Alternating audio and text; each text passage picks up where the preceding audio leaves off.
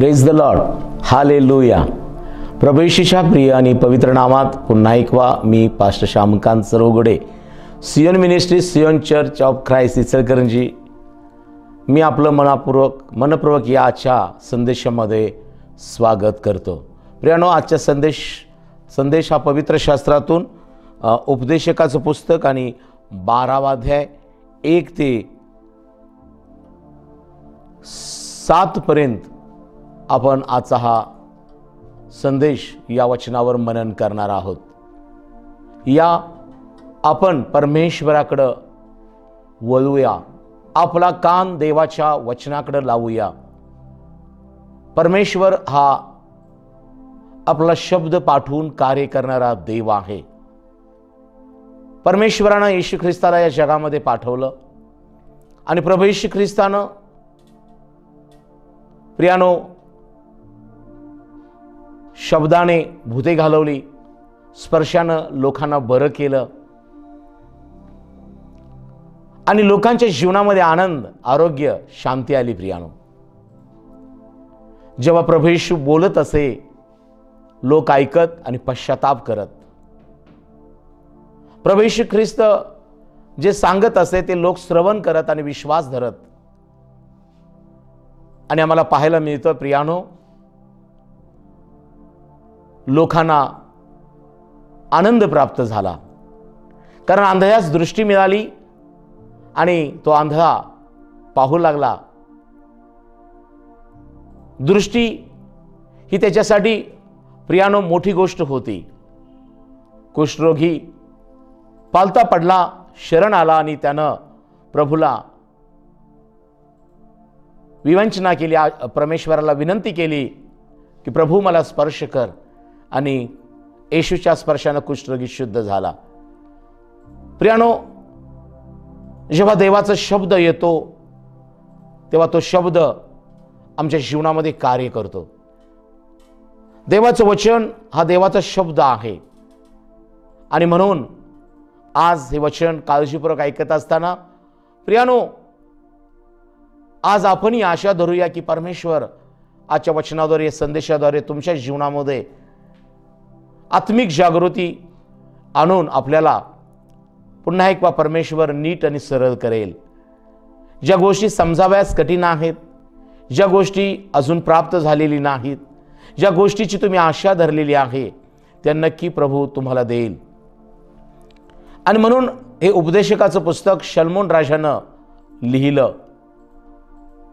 उपदेशकाच्या पुस्तकामध्ये एकूण 12 अध्याय आहेत आणि या उपदेशकाच्या पुस्तकाची सुरुवात करताना शलोमोन राजा हा दावीद पुत्र शलोमोन राजा तो पहिल्या अध्यायाने 2ऱ्या वचनामध्ये सुरुवात करताना म्हणतो, व्यर्थ हो व्यर्थ, असे उपदेशक म्हणतो, व्यर्थ हो व्यर्थ, सर्व काही व्यर्थ।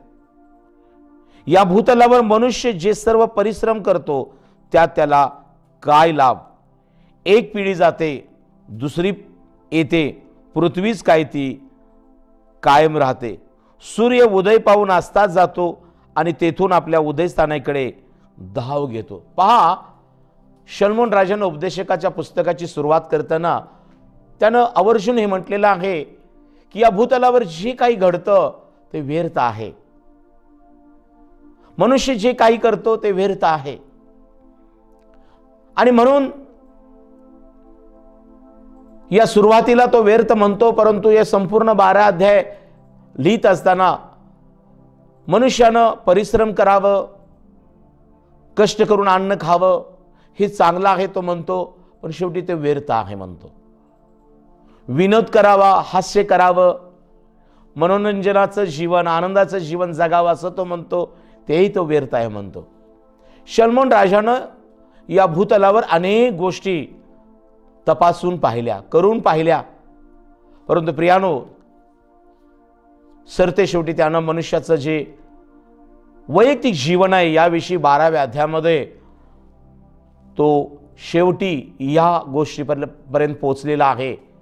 त्याला ही गोष्ट आम्हाला सद्बोध म्हणून सांगावीची आहे की या जगातल्या सगळ्या गोष्टी जरी व्यर्थ असेल तर एक गोष्ट मात्र सत्य आहे, एक गोष्ट मात्र स्वीकारण्याजोगी आहे, आणि ती गोष्ट कोणती आहे ती आज आपण या 12व्या अध्यायामध्ये आपण पाहणार आहोत.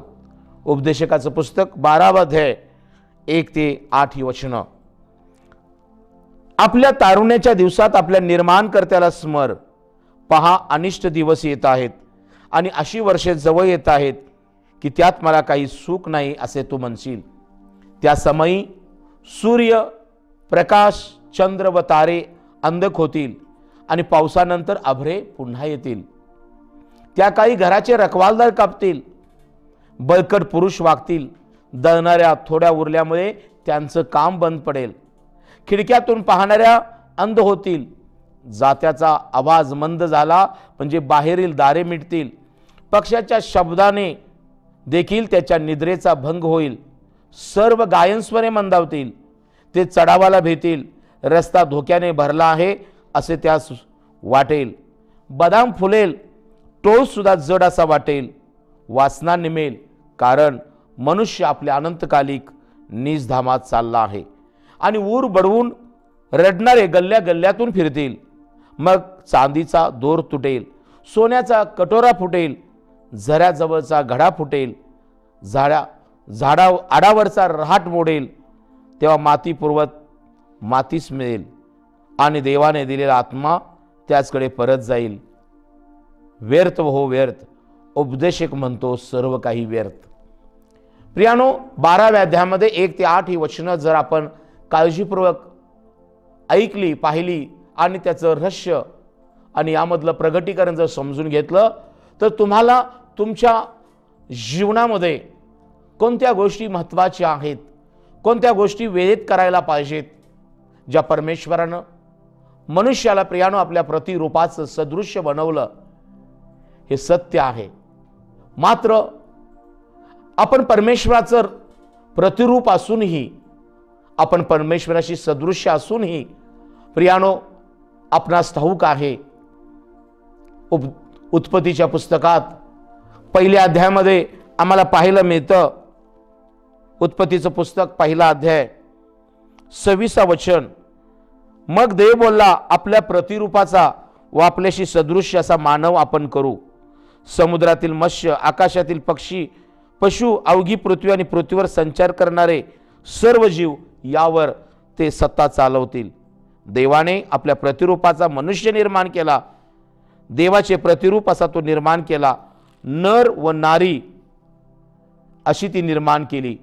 देवाने त्याचा आशीर्वाद दिला. देव त्यास म्हणाला, फलद्रूप व्हा, बहुगुणित व्हा, पृथ्वी व्यापून टाका व ती सत्तेत आणा.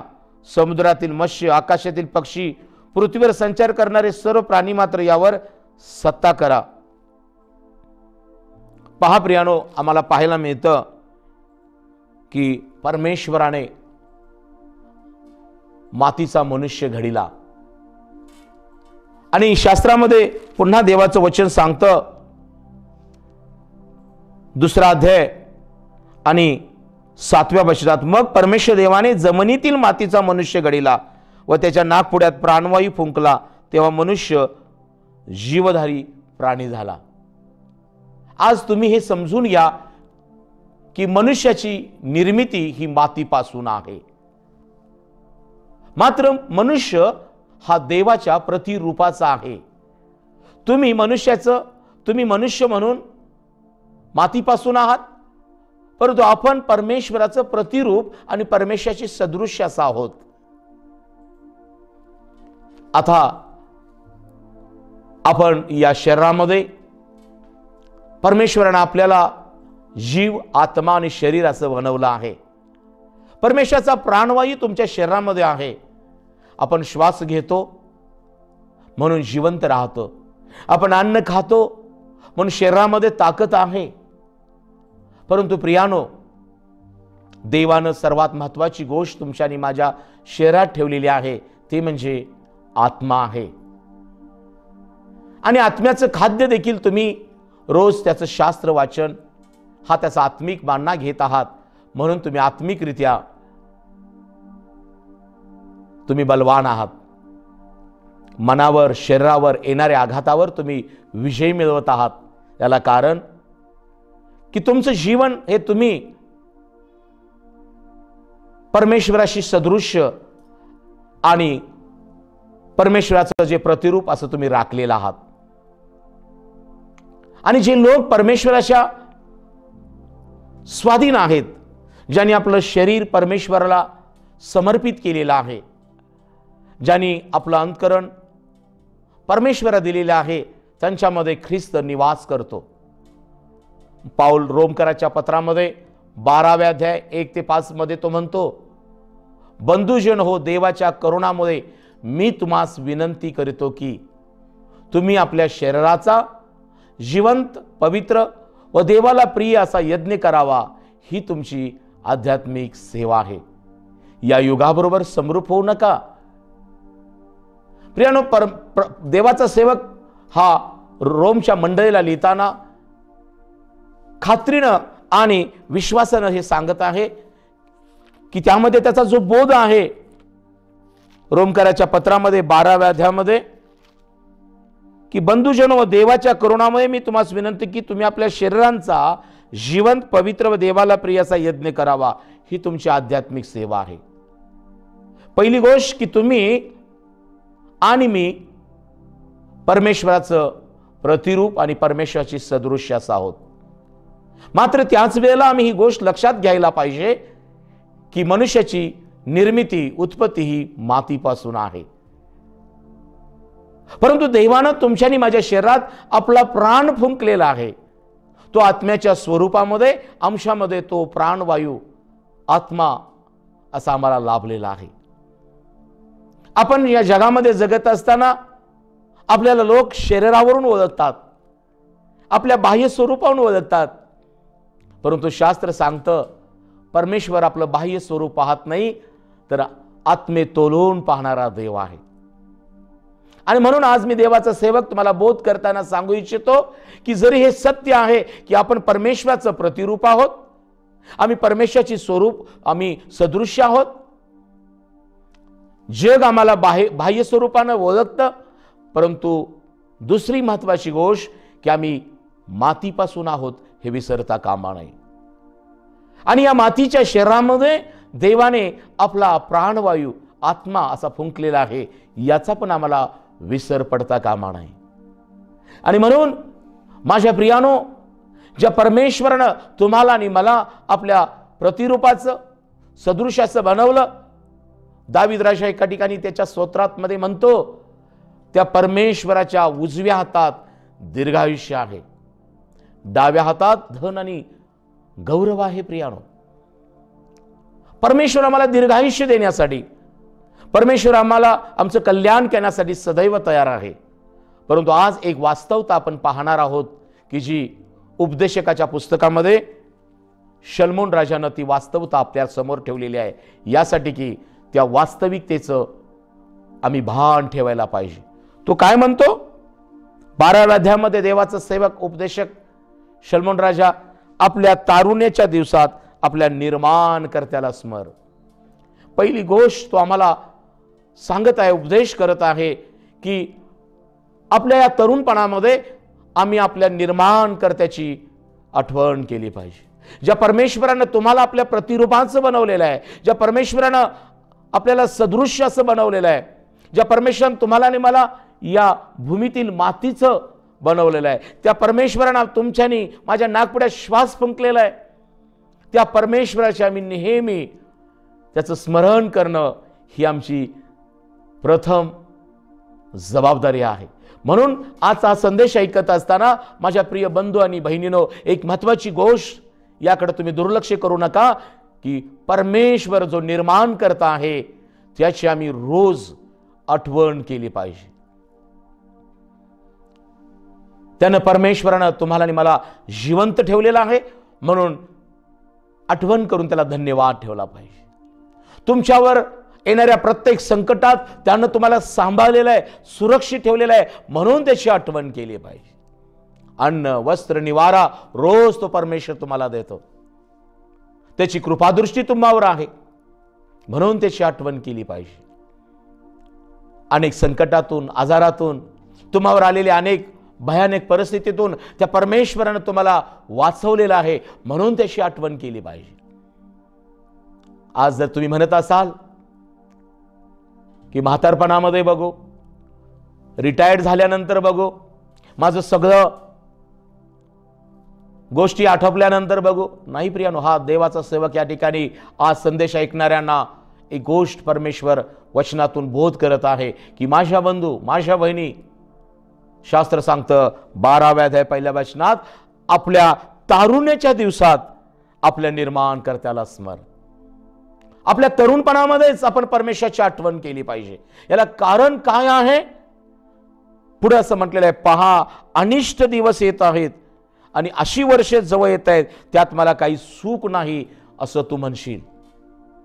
तरुणपणामध्ये आम्ही परमेश्वराचं भय नाही धरलं, त्याच्या आज्ञा नाही पाळल्या, त्याच्या सहभागितेत, विश्वासदारांच्या सहभागितेत, मंडळीच्या गोष्टीमध्ये आम्ही भाग नाही घेतला, तर प्रियानो, एक मनुष्य म्हणून जीवन जगत असताना ज्या शरीरामध्ये तुम्ही आहात त्यामध्ये एक मन, भावना, शरीर या गोष्टीच्या तुम्ही अधीन आहात.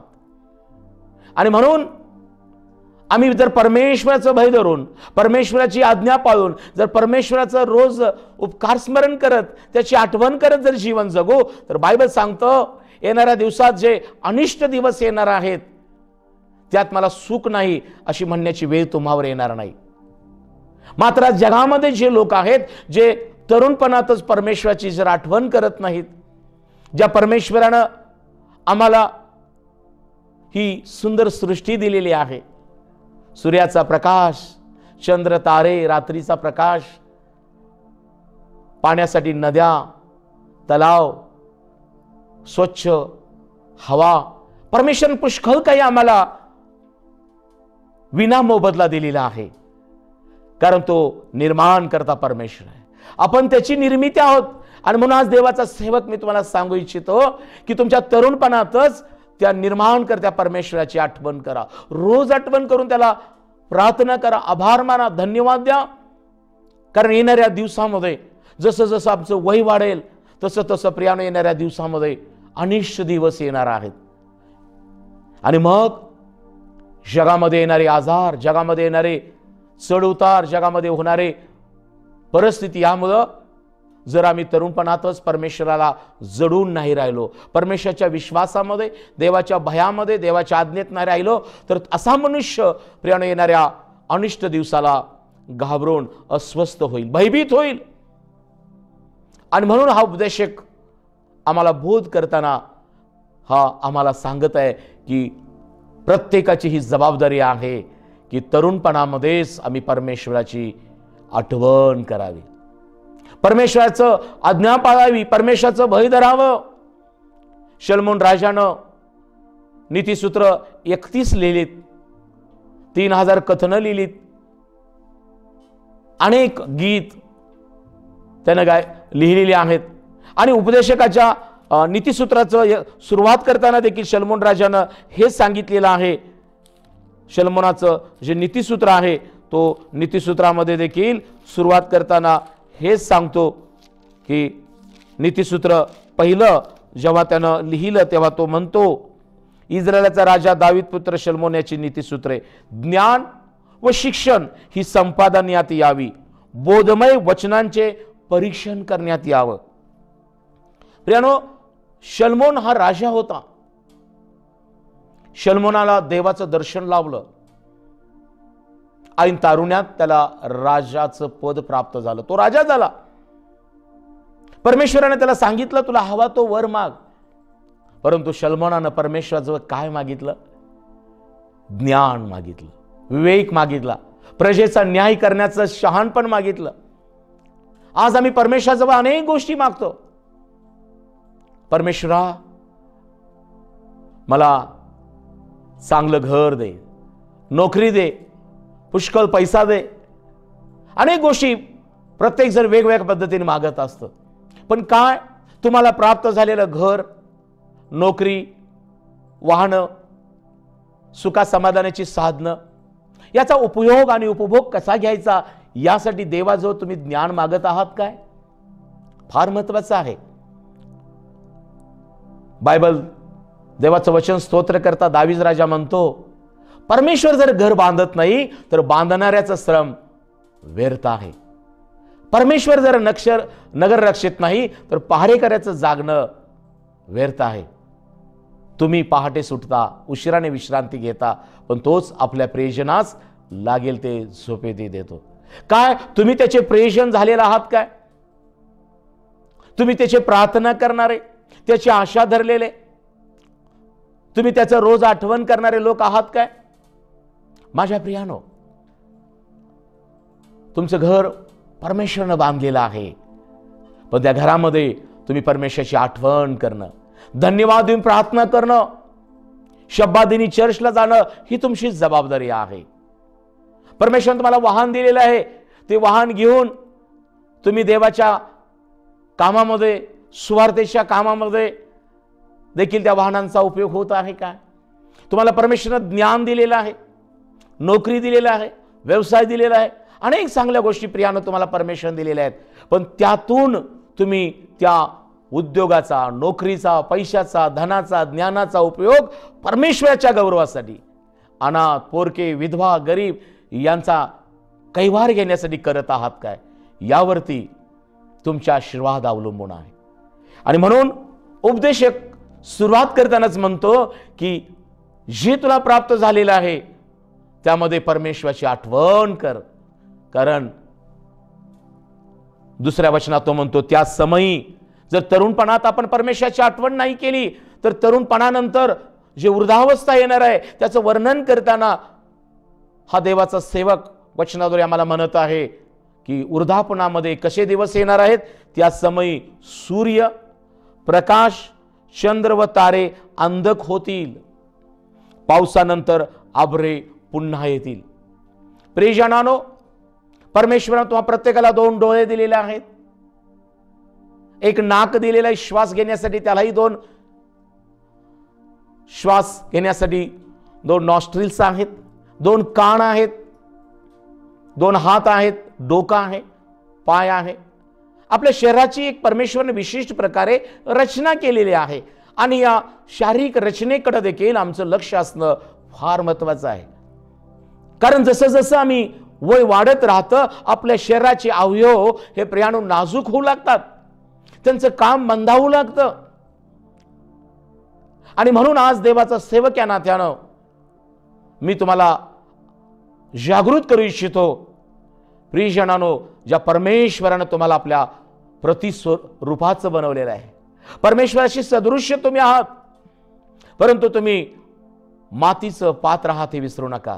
परमेश्वराचा आत्मा श्वास रूपाने तुमच्यामध्ये राहतो याचा विसर पडू देऊ नका. आणि म्हणून आपण नोकरी करत असाल, उद्योग करत असाल, शाळा कॉलेजामध्ये असाल, जिथं कुठे असाल, एक महत्वाचा मुद्दा की तरुणपणातच तुम्ही परमेश्वराची आठवण करा. कारण येणाऱ्या दिवसामध्ये जसं जसं आम्ही वृद्ध होऊ तसं आपल्या शरीर रचनेमध्ये बदल होणार आहे. कोणता बदल आहे? त्या समयी सूर्य, प्रकाश, चंद्र व तारे अंधक होतील. प्रियानो, आज तुमचे डोळे सरळ स्पष्ट पाहतात, परंतु इथं म्हटलेलं आहे पावसानंतर अभ्रे येतील. पावसानंतर अभ्रे येतील. जसा उन्हाळा आहे, पावसाळा आहे, हिवाळा आहे. प्रियानो, जसा एका नंतर दुसरा ऋतू येतो, शरीरामध्ये हे देवाचा सेवक म्हणतोय पावसानंतर अभ्रे येतील. ही अभ्रे कोण आहेत?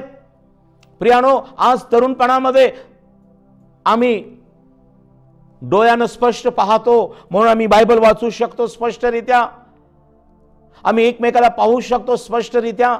आपल्या डोळ्यामध्ये दृष्टी आहे, तुमच्या डोळ्यामध्ये प्रत्येक गोष्ट नीट आणि सरळ दिसते पाहता आणि तुम्हाला समाधान वाटतं परमेश्वरानं बनवलेल्या प्रत्येक गोष्टीकडे पाहताना, ही संपूर्ण निसर्ग पाहताना, आपल्या लोकांना पाहताना. कारण डोळे यामध्ये परमेश्वरानं दृष्टी घातलेली आहे. प्रियानो, आपण जेव्हा घरामध्ये येतो आणि अचानक लाईट गेली तर काय घरातल्या वस्तू आपण पाहू शकतो का? काय आपण आंधळे होतो का? कदापि नाही. आपल्याला नेत्र आहेत, मात्र नेत्राला दृष्टी येण्यासाठी प्रकाशाची गरज आहे. तुम्हाला नेत्र आहेत, परंतु चांगल्या गोष्टी पाहण्यासाठी ख्रिस्त हा प्रकाश तुम्हाला गरजेचा आहे. प्रभू येशू ख्रिस्त ही तुमची दृष्टी असू द्या, कारण पावसानंतर आभरे येणार आहेत, शरीरामध्ये एक बदल होणार आहे. जेव्हा वृद्धापकाळामध्ये 40 नंतर आम्हाला 40 म्हणजे ही 40 लागते, चष्मा लागतो. चष्म्याशिवाय आम्ही वाचू शकत नाही, चष्म्याशिवाय आम्ही पाहू शकत नाही. परंतु त्याच्या पुढे जाऊन सांगेन मी की आभरे म्हणजे आपल्या डोळ्यामध्ये मोतीबिंदू होतात, कॅट्रॅक्ट. म्हणून देवाचा सेवक इथं सांगत आहे, पावसानंतर आभरे पुन्हा येतील. आणि आभरी कोण आहेत? तर प्रियानो, मोतीबिंदू आहेत. आज तरुणपणामध्ये तुमच्या डोळ्यामध्ये दृष्टी आहे आणि म्हणून आता शास्त्र वाचण्यासाठी संधी आहे, आताच एकमेकाला प्रीतीनं पाहण्यासाठी संधी आहे, आताच परमेश्वराची सुवार्ता जाऊन सांगण्यासाठी संधी आहे, एकमेकाला कवटाळून आनंद करण्याची संधी आहे. परंतु आज तुमचे डोळे दृष्टी असून पण तुम्ही जर अंधासारखं जीवन जगत असाल, शास्त्र वाचन नाही, परमेश्वराच्या मंदिरामध्ये पाऊल टाकत नाही, आपल्या लोकांकडे पाहत नाही, गरीब अनाथ पोरक्या विधवा त्यांच्या संकटाकडे जर तुमची दृष्टी नाही, तर प्रियानो आज तुमचं आत्मिक जीवन हे डोळे असून देखील अंध असं आहे. प्रियानो, आज मी देवाचा सेवक तुम्हाला सांगत आहे की पहिली गोष्ट, तारुण्याच्या दिवसात काय करा? परमेश्वराचं स्मरण करा, कारण आज परमेश्वर तुम्हाला नेत्र दिलेले आहेत. या नेत्रामध्ये, या दृष्टीच्या मध्ये व्यत्यय येणार आहे आणि तो म्हणजे मोतीबिंदू. म्हणून इथं लिहिलेलं आहे, पावसानंतर आभरे येतील, त्या समयी सूर्य दिसणार नाही, चंद्र प्रकाश हे दिसणार नाही. आणि म्हणून प्रियजनांनो, आज पहिली गोष्ट आहे की आपल्या शरीररचनेमध्ये जो बदल होणार आहे, आणि त्यानंतर तुम्ही कितीही प्रयत्न केला, मला आता बायबल वाचायचंय, मला माझ्या लोकांना पाहायचंय, माझ्या नातवंडांना उचलून घ्यायचंय, प्रियानो जर आपल्याला दृष्टी जर नसेल तर प्रियानो व्यर्थ आहे. आणि म्हणून दुसरी गोष्ट पण आपल्या शरीरामध्ये घडणार आहे. 3रं वचन, 12वा अध्याय 3रं वचन, त्या काळी घराचे रखवालदार कापतील, बळकट पुरुष वागतील. प्रियजनांनो, तुमच्या शरीरामध्ये असणारे हे रखवालदार म्हणजे आपले हे हात आहेत. परमेश्वराने तुम्हा प्रत्येकाला 2 हात दिलेले आहेत. आज या हातांचा उपयोग आम्ही कष्ट करण्यासाठी, प्रार्थना करण्यासाठी, एकमेकाला हात देण्यासाठी, एकमेकाला आधार देण्यासाठी, हे बळकट पुरुष वापरणं हे आमची जबाबदारी आहे. आत्ताच आम्ही या हातांचा उपयोग कष्ट करण्यास, प्रार्थना करण्यास, एकमेकाला आधार देण्यास, एकमेकाला कवटाळण्यास, परमेश्वराची भक्ती करण्यास, हात उंचावून भक्ती करण्यास या हातांचा जर उपयोग नाही केला तर लक्षात ठेवा, वृद्धापकाळामध्ये हे तुमचे बळकट पुरुष कापणार आहेत. त्यावेळेला हातामध्ये बायबल धरणं अवघड होईल, एखाद्याला जवळ करणं तुम्हाला कठीण होईल, आपल्या मुलाबाळांना मिठी मारणं, आपल्या आईबापांना मिठी मारणं देखील तुम्हाला शक्य होईल. म्हणून आज देवाचा सेवक मी सांगत आहे, वृद्धापकाळाकडे तेव्हा आपलं जीवन जातं, तेव्हा हे बळकट पुरुष देखील थरथर कापणार आहे. आणि म्हणून आपली जबाबदारी आहे की परमेश्वरानं तुमचे हात आता मजबूत ठेवलेले आहेत. कशासाठी? फक्त अन्न खाण्यासाठी, फक्त ढकलण्यासाठी, मारामारीसाठी? अजिबात नाही.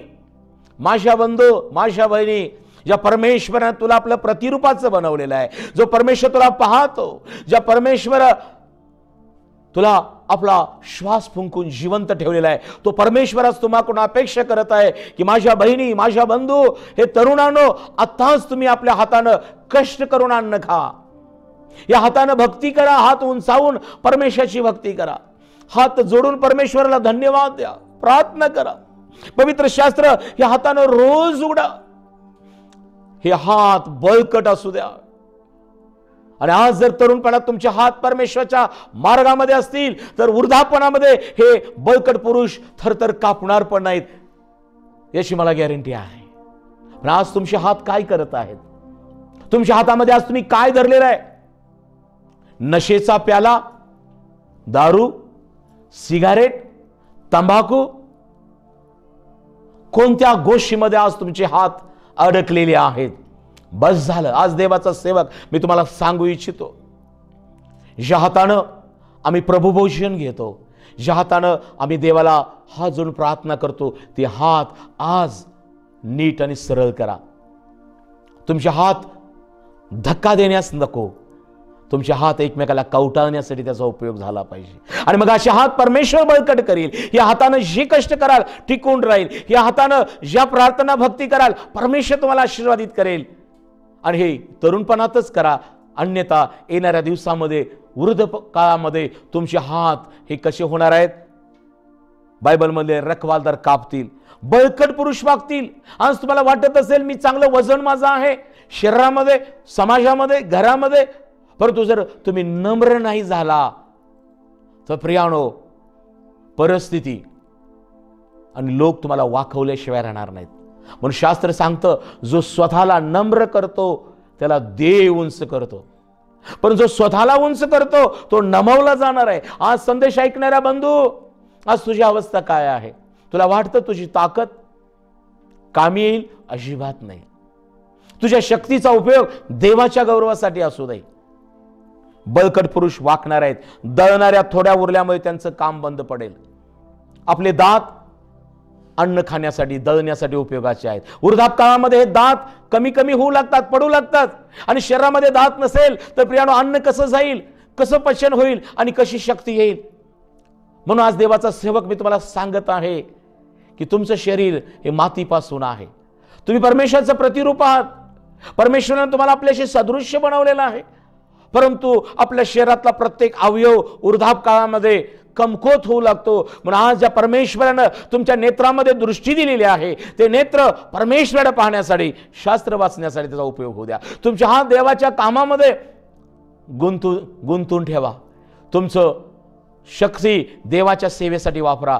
आणि प्रियानो तुमच्या दात देखील पडले जाणार आहेत याचा विसर पडू देऊ नका. जात्यांचा आवाज मंद होईल, येणाऱ्या दिवसात ऐकू येणार नाही. पण आताच परमेश्वराच्या वचनाकडे कान द्या.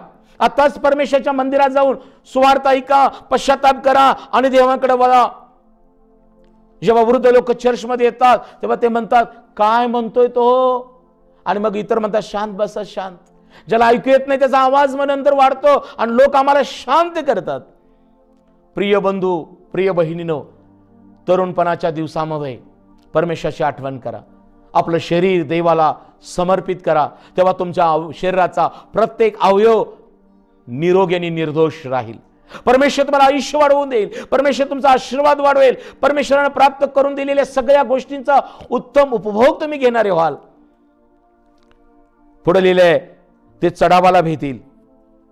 रस्ता धोक्यानं भरलेला आहे असं त्याच वाटेल. बदाम फुलेल, टोच सुद्धा जड वाटेल. प्रत्येक गोष्ट जड वाटते वृद्धापकाळामध्ये. पुढे लिहिलेलं आहे कारण मनुष्य आपल्या अनंतकालिक निजधमात चालला आहे. ऊर बडवून रडणारे गल्ल्या गल्ल्यातून फिरतील. मग चांदीचा दोर तुटेल. चांदीचा दोर हा आहे. केस पिकू लागतात म्हातारपणामध्ये. सोन्याचा कटोरा फुटेल. मेंदूचे विकार होतात. झऱ्याजवळचा घडा फुटेल. मूत्र विकार, मूत्रपिंडाची विकार होऊ लागतात. प्रोस्टेटचा त्रास होऊ लागतो. आडावरचा रहाट म्हणजे पाठीचा मणक्याचे त्रास होऊ लागतात.